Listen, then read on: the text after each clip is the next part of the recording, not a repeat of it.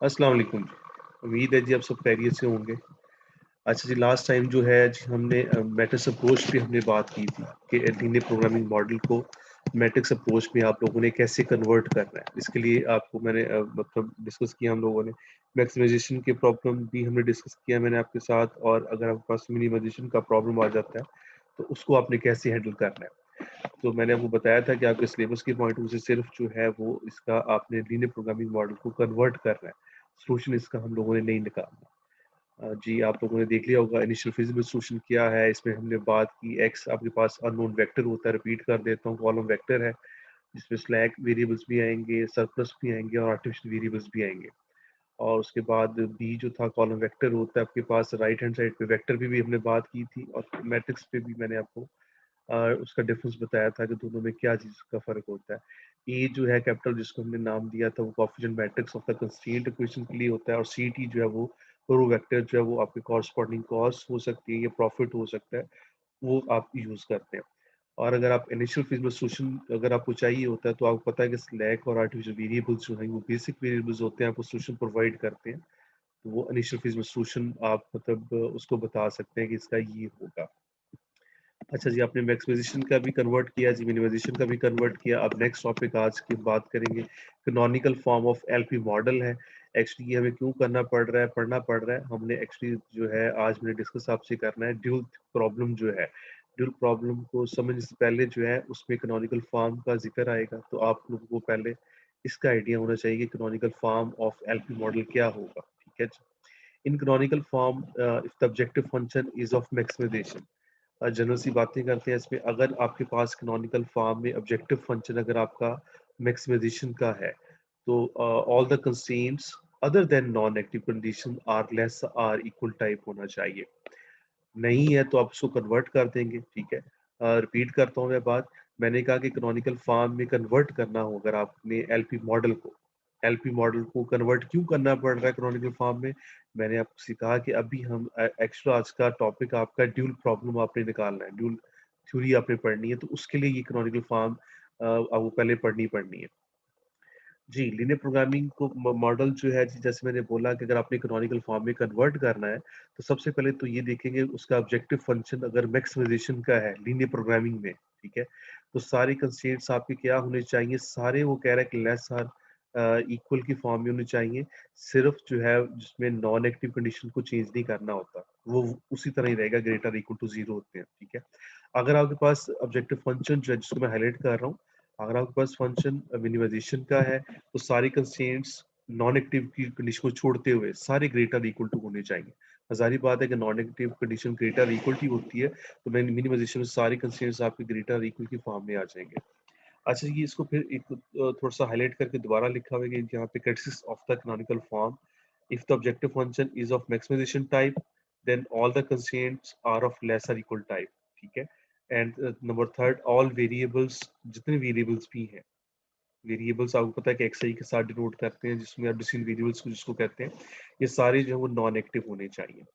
तो आसान सी बात है, क्योंकि कैनोनिकल फॉर्म में अगर आपने कन्वर्ट करना हो एलपी मॉडल को, अगर आपका ऑब्जेक्टिव फंक्शन मैक्सिमाइजेशन का है, तो सारी कंस्ट्रेंट्स लेसर इक्वल फॉर्म की होनी चाहिए। अगर आपके पास फंक्शन ऑब्जेक्टिव फंक्शन मिनिमाइजेशन का है, तो सारे जो है आपके कंस्ट्रेंट्स ग्रेटर इक्वल की फॉर्म में होने चाहिए। इसलिए ये जनरल सा एक दफ़ा दोबारा मैंने ये रिपीट करके वर्ड्स उसके आपके मैक्सिमाइजेशन के हवाले से लिखे हुए हैं, ठीक है। अच्छा जी, रिमार्क्स में आता है जी, रिमार्क्स में क्या है, आसान बात है समझाने के लिए जो है, देखें क्या लिखे मैंने वर्ड्स की फॉर्म में लिखा ताकि आपकी अंडरस्टैंडिंग और डेवलप हो सके। An inequality in one direction, आपको पता है कि can be converted into an inequality in the opposite direction by multiplying both sides by -1। आपको पता है जी, सपोज अगर कोई कंस्ट्रेंट आपके पास ऑब्जेक्टिव फंक्शन अगर आपके पास जो है क्या कहते हैं मैक्सिमाइजेशन का है, ठीक है, तो सारी कंस्ट्रेंट्स लेस और इक्वल की फॉर्म में होनी चाहिए। अगर नहीं है तो आपको पता है कि इनक्वालिटी साइंस को कन्वर्ट करने के लिए आप क्या करेंगे, माइनस के साथ मल्टीप्लाई कर देंगे तो इनक्वालिटी साइन चेंज हो जाएगी। चलिए साथ साथ एग्जाम्पल की भी बात करते हैं ताकि आप इसको देख सकें। यहाँ पे लिखा हुआ जो लीनियर प्रोग्रामिंग मॉडल है एलपी, एग्जाम्पल नंबर 1 आपको नजर आनी चाहिए।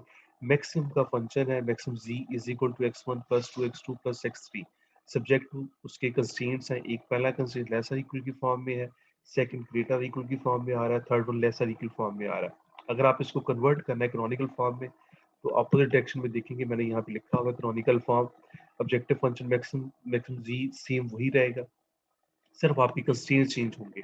हमने क्या कहा था कि अगर मैक्सिमम मैक्सिमम का फंक्शन आपके पास है तो सारे कंस्ट्रेंट्स आपके क्या होने चाहिए, लेस और इक्वल फॉर्म में होने चाहिए। पहला कंस्ट्रेंट लेस और इक्वल फॉर्म में है तो उसको चेंज करने की जरूरत नहीं है। नेक्स्ट फंक्शन अगर आप देखें, नेक्स्ट कंस्ट्रेंट्स जो है वो ग्रेटर और इक्वल की फॉर्म में आ रहा है, इसका मतलब है कि हमें सेकंड कंस्ट्रेंट को कन्वर्ट करना पड़ेगा। हमें क्या करना पड़ेगा जी, माइनस के साथ मल्टीप्लाई कर दें आप पूरी इक्वेशन को, ठीक है। जब करेंगे तो ये आपके पास क्या आ जाएगा, 2x1 minus x2 plus 5x3, और ये इनक्वालिटी साइंस क्या हो जाएगी, चेंज हो जाएगी। ये चेंज किसकी हो जाएगी, लेस इक्वल की फॉर्म में आ जाएगी और वो 6 की इक्वल आ जाएगा, ठीक है। माइनस माइनस के साथ कैंसिलेशन हो जाएगी। थर्ड कंस्ट्रेंट एज इट उसी तरह आ जाएगा, कोई लेस और इक्वल की फॉर्म में आ रहा है, उसको कन्वर्ट करने की जरूरत नहीं है, और बाकी सारे distinct variables greater equal to 0 है। ये था जी मैक्सिमाइजेशन के वाले से। अब रिमार्क्स में है तो ये पहली लाइन वही लिखी थी कि an inequality in one direction can be converted into an equality in the opposite direction by multiplying both sides by -1। Okay, अच्छा जी, सेकंड रिमार्क को देखने से पहले जी हम क्या करेंगे जी, एग्जांपल नंबर सेकंड पे आ जाए। इसमें मैं आपसे शेयर करता हूँ और ताकि आपकी अंडरस्टैंडिंग और डेवलप हो सके। इसमें मैंने ना जी यहाँ पे आपके पास मिनिमाइजेशन का फंक्शन इस्तेमाल किया है। 2x2 प्लस 5x3 है, x1 नहीं है तो इसका मतलब होगा कि वो 0x1 है, ठीक है। सब्जेक्ट टू ये उसके कंस्ट्रेंट्स आ रहे हैं, ग्रेटर इक्वल टू आ रहा है जी पहला, एक लेसर इक्वल टू का भी लिखा है, और यहाँ पे थर्ड फंक्शन जो है कंस्ट्रेंट है वो इक्वल फॉर्म में आ रहा है। अगर आपने इसको कैनोनिकल में कन्वर्ट करना है तो देखेंगे साथ, minimization g is equal to ये वही आ जाएगा जो कि ऑब्जेक्टिव फंक्शन आपका था। अब मिनिमाइजेशन के हवाले से आपको याद होना चाहिए कि कैनोनिकल फॉर्म में कन्वर्ट करना है तो सारे कंस्ट्रेंट्स आपके क्या होने चाहिए, ग्रेटर इक्वल की फॉर्म में होने चाहिए। पहला कंस्ट्रेंट बिल्कुल ठीक आ रहा है, x1 plus x2 greater equal to 2, इसको चेंज करने की जरूरत नहीं है। नेक्स्ट कंस्ट्रेंट आप देखें तो लेस आर इक्वल की फॉर्म में आ रहा है, तो हमें क्या चाहिए, ग्रेटर की फॉर्म में चाहिए, तो माइनस के साथ मल्टीप्लाई कर दें, -2x1 आ जाएगा, -x2 आ जाएगा, -6x3 आ जाएगा, और ग्रेटर आर इक्वल टू -6 आ जाएगा, ठीक है जी। और number third, very very important बात, जो अभी रिमार्क सेकंड मैंने जो छोड़ा था ये इसी लाइन पे है, पहले यहाँ पे देख लें फिर हम रिमार्क पे जाएंगे। अगर आपके पास कंस्ट्रेंट है वो इक्वल साइड पे आ रहा है, इक्वल लिखा अगर आ रहा है, तो हमें क्या करना पड़ेगा, इसको भी अब कन्वर्ट करना था हमें, तो चाहिए मिनिमाइजेशन का फंक्शन है तो हमें सारे कंस्ट्रेंट ग्रेटर इक्वल की फॉर्म में होनी चाहिए। अगर आप माइनस के साथ इस इक्वेशन को मल्टीप्लाई करते हो तो यहाँ पे सिर्फ -4 आ जाएगा। इनक्वालिटी साइन, ये इक्वल साइन चेंज नहीं होगा। हमें तो चाहिए सारे ऑब्जेक्ट कंस्ट्रेंट्स जो ग्रेटर और इक्वल की फॉर्म में होने चाहिए। तो फिर क्या करना पड़ेगा, उसके लिए क्या करना है जी, जब भी इक्वल साइन आएगा तो आपने इसको दो इसकी जो है रिमार्क पे आ जाए, यहाँ पे मैं डिस्कस करता हूँ, फिर हम वापस अपने कंस्ट्रेंट पे जाएंगे। Suppose we have the constraint equation, एक जनरल इक्वेशन लिखिए जी, a11 x1 इंडिकेट कर रहा है डिसिजन वेरिएबल को, और a11 इंडिकेट कर रहा है यहाँ पे उसकी कॉस्ट को, प्लस a12 फिर कॉस्ट आ रही है x2 सेकंड अगर decision variable, and up to a1 and xn is equal to b1, और ये जो राइट हैंड साइड की इक्वेशन की वैल्यू पड़ी होती है वो लिखी है। अगर तो आपके पास ये आ रहा है, वो कहता है जैसे इक्वल आ जाता है, तो हमें क्या करना पड़ेगा, ये जनरल बात की है ताकि आप कंफ्यूज ना हो। हमें हमारे पास एक आपको पता है कि कॉस्ट डिसिजन वेरिएबल जो है वो दो से ज्यादा भी हो सकते हैं, तो इसी जनरल फॉर्म की लिखी है। This equation can be replaced by two weak inequalities. इनको जी कहता है जी कि अगर इक्वल साइन में कंस्ट्रेंट आता है तो फिर आपको टू वीक इनइक्वालिटीज में इसको कन्वर्ट करना पड़ेगा। टू वीक इनइक्वालिटी का क्या मतलब है, एक आप इसकी अगर इक्वल साइन में कंस्ट्रेंट आ रहा है तो पूरी इक्वेशन को एक लेसर इक्वल की फॉर्म में लिख देंगे एक दफा, और एक दफा आप लिखेंगे उसको ग्रेटर इक्वल टू, मतलब कि उसके दो कंस्ट्रेंट बना लेंगे आप लोग, इन शॉर्ट जो है, ठीक है, जिसको हम नाम देते हैं, ये वीक इनइक्वालिटीज का नाम देते हैं। इक्वल साइड होगा जी, रिपीट करता हूँ बात, अगर इक्वल आपके पास कंस्ट्रेंट आ रहा है तो उसके दो वीक इनइक्वालिटीज बन जाएंगी, एक को लेसर इक्वल का फॉर्म बन जाएगा और एक आपके पास ग्रेटर इक्वल की फॉर्म बन जाएगी।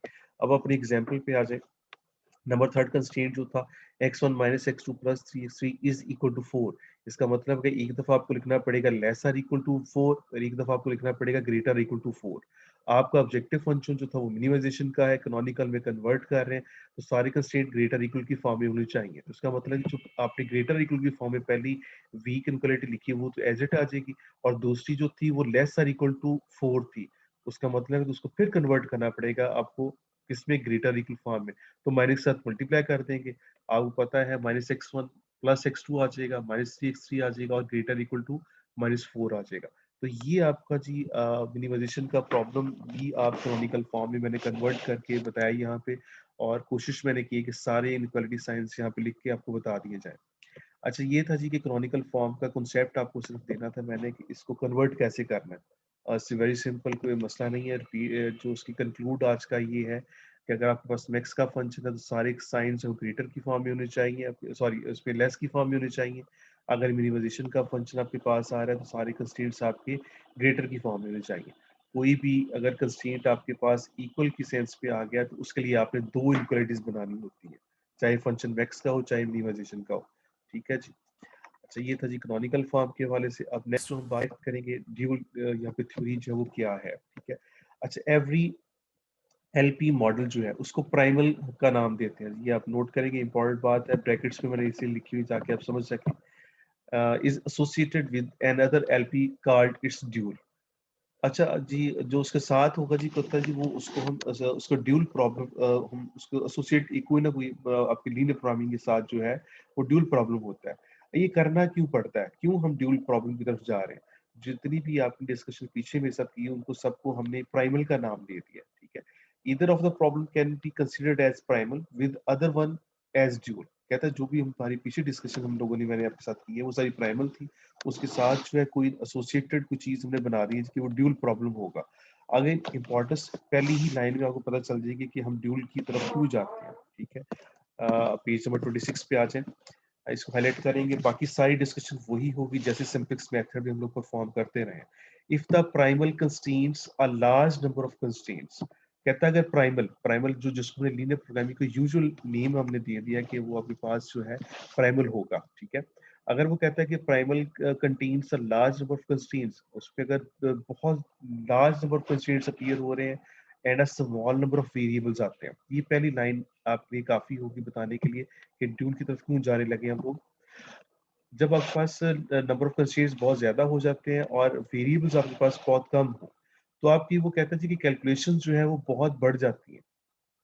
प्रॉब्लम सॉल्व हो जाएगा, मैंने ये नहीं कहा कि नहीं सॉल्व होगा, सॉल्व बिल्कुल कर सकते हैं, लेकिन टीडीएस वन ये होगा कि आपको जो है उस पर वर्किंग ज्यादा करनी पड़ेगी, कि लेबर जो है आपकी कंप्यूटेशन की वो बढ़ जाएगी। तो इसलिए हम क्या करना पड़ेगा, आप उसका ड्यूल बना लें।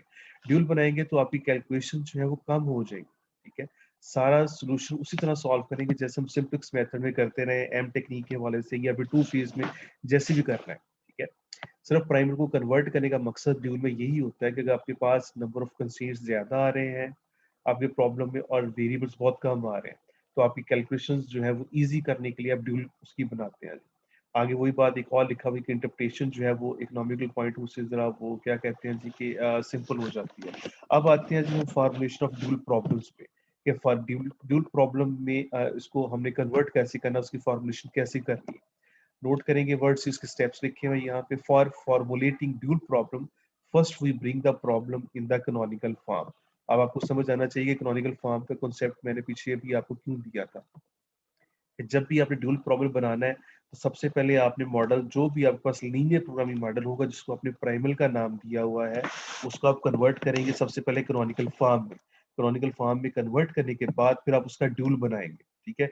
ड्यूल बनाने के बाद फिर आप उसका सोल्यूशन सॉल्व करेंगे। The following changes are used in formulating the dual problem. अब उसके स्टेप्स पे आ जाए कि ड्यूल प्रॉब्लम की फॉर्मुलेशन कैसे करनी है आप लोगों ने। नंबर वन, तो ये बात माइंड में रखनी है कि सबसे पहले लीनियर प्रोग्रामिंग मॉडल जिसको प्राइमल का नाम दिया है आपने, उसको कैनोनिकल फॉर्म में कन्वर्ट करना है, फिर आपने ड्यूल प्रॉब्लम्स का बनाना है। Number one step